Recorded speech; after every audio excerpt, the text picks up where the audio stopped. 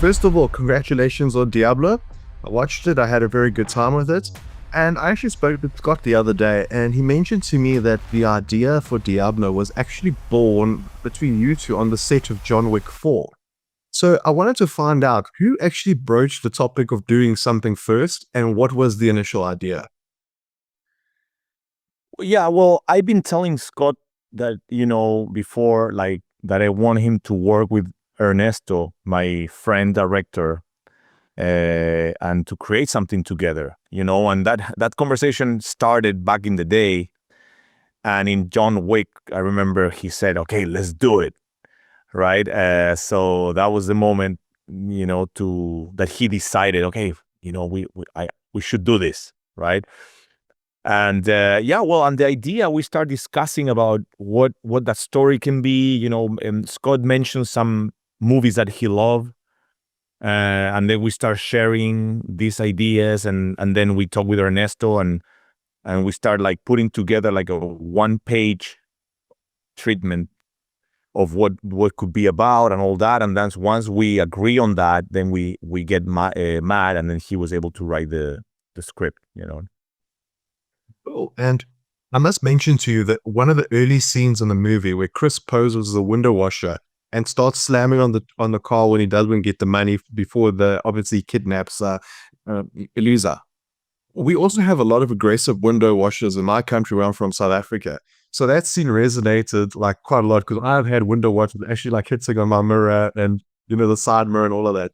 So I also think it's quite a highly original scene because it feels different from a lot of other movies that you see, for specific kidnapping and stuff.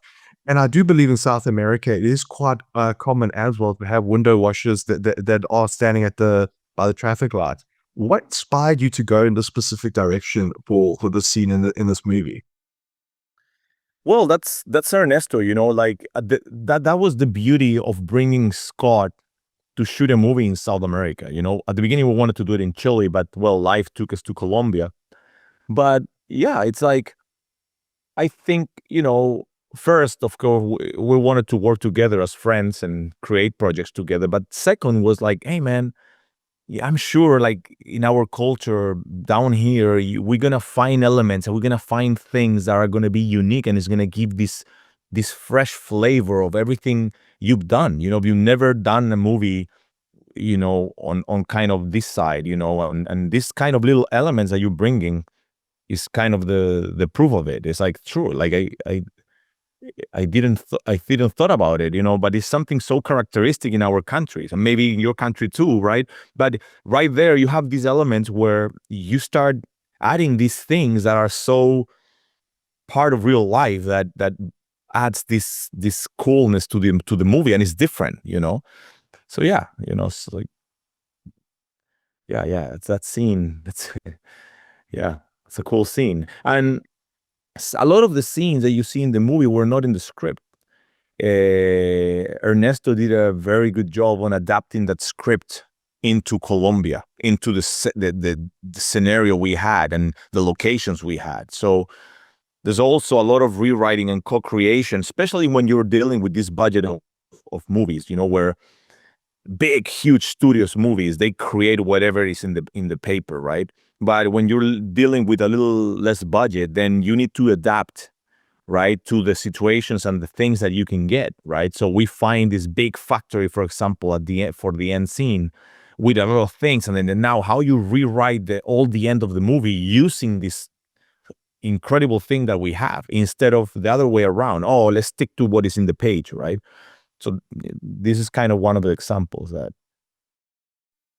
Cool. And obviously, the action scenes for Diablo, I found that they were very fast and they're very intense and very realistic and gritty. Was actually a word that Scott used to describe it as well. What type of personal preparation do you do to shoot a film like this, since you are doing a lot of action in a movie like this? I just, train every day. I approach a movie like an Olympic Games. As a martial artist athlete, I train, the whole year. And then when I approach to a movie, then I adapt the training and I focus the training into the character. Because again, these type of movies depend on the performance. depends on how in shape you are, because you only have maybe 1 or 2 days to shoot the scene. There's no like, oh, we can continue tomorrow. Like, so if you're not in good shape and you're not trained and you're not very precise, then you just don't get the scene, or you have a shorter scene or a more boring scene.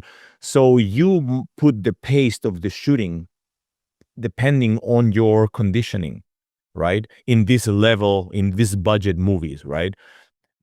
So for me, I approach this movie as an Olympic game. I train like I do like high intensity training, I train like an Olympic athlete. I have a coach, Carlos Cardemil, down in Chile, that he's been training me for years.